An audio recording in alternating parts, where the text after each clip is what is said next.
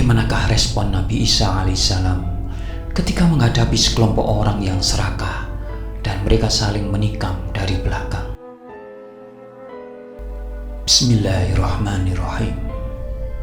Kita awali kisah bermakna ini dengan bersolawat kepada Rasulullah. Allahumma sholli ala Sayyidina Muhammad wa ala ali Sayyidina Muhammad.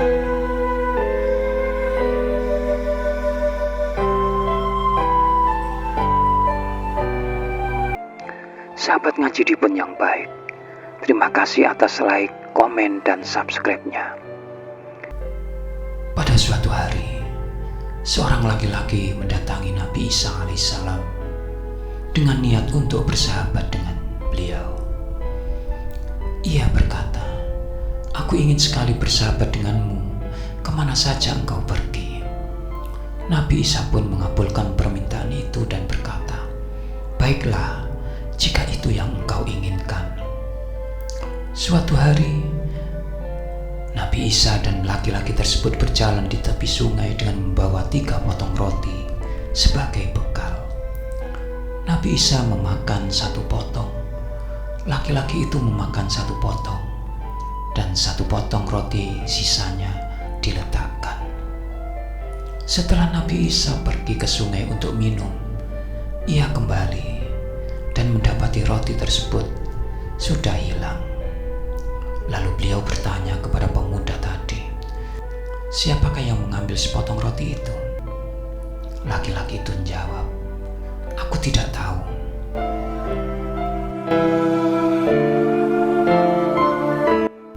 Nabi Isa tidak memperpanjang pertanyaan dan mereka melanjutkan perjalanan. Di perjalanan, mereka bertemu seekor rusa dengan 2 anaknya. Nabi Isa memanggil salah satu anak rusa itu, lalu menyembelih dan memanggangnya untuk dimakan bersama. Setelah selesai makan, Nabi Isa alaihissalam memohon kepada Allah agar anak rusa yang telah disembelih itu dihidupkan kembali. Dengan izin Allah, anak rusa itu pun kembali hidup. Nabi Isa kembali bertanya kepada laki-laki tadi, "Demi Allah yang memperlihatkan kekuasaannya ini, siapakah yang mengambil sepotong roti tadi?" Namun laki-laki itu tetap bersikeras menjawab, "Aku tidak tahu." Kemudian mereka melanjutkan perjalanan hingga tiba di tepi sungai. Nabi Isa alaihissalam menggenggam tangan laki-laki itu dan membawanya berjalan di atas air hingga mereka sampai ke seberang. Nabi Isa kemudian bertanya sekali lagi, "Demi Allah yang memperlihatkan kekuasaan dan kebesarannya ini, siapakah yang mengambil sepotong roti itu?" Laki-laki pemuda itu menjawab, "Aku tidak tahu." Ketika mereka tiba di sebuah hutan, Nabi Isa mengambil segumpal tanah dan kerikil, lalu berdoa kepada Allah agar tanah dan kerikil itu berubah menjadi emas. Dengan izin Allah, tanah dan kerikil itu pun berubah menjadi emas. Kemudian Nabi Isa membaginya menjadi 3 bagian dan berkata, "Sepertiga untukku, sepertiga untukmu, dan sisanya yang sepertiga untuk orang yang mengambil roti tadi." Mendengar hal itu, laki-laki itu akhirnya mengaku, "Akulah yang mengambil roti itu tadi." Lalu Nabi Isa berkata, "Jika begitu, ambillah 2/3 bagian ini untukmu." Setelah itu Nabi Isa meninggalkan pemuda tersebut.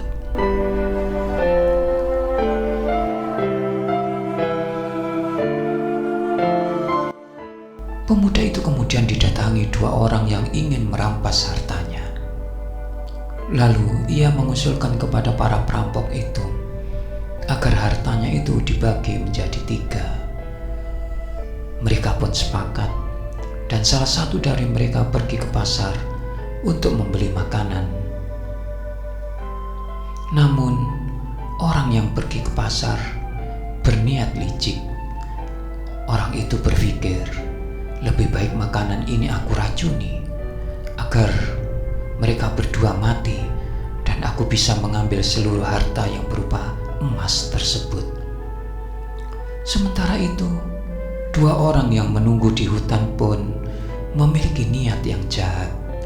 Mereka merencanakan untuk membunuh orang yang pergi ke pasar tadi agar hartanya dapat dibagi kepada mereka berdua.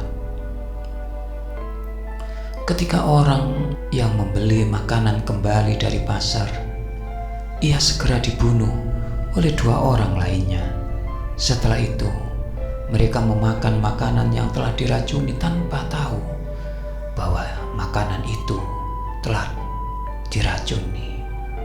Akhirnya, keduanya tewas seketika, dan harta itu tetap berada di hutan tanpa ada pemiliknya karena mereka semua mati.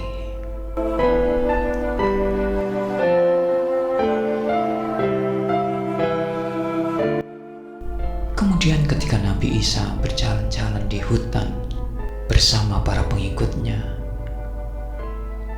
dan melihat kejadian tersebut, Nabi Isa memberi nasihat kepada para pengikutnya.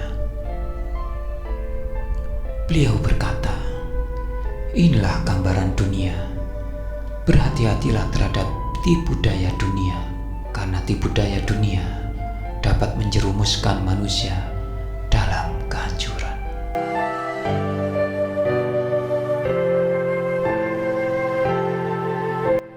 Sahabat ngaji di pun yang baik, mudah-mudahan kisah bermakna ini membawa manfaat untuk kita semua.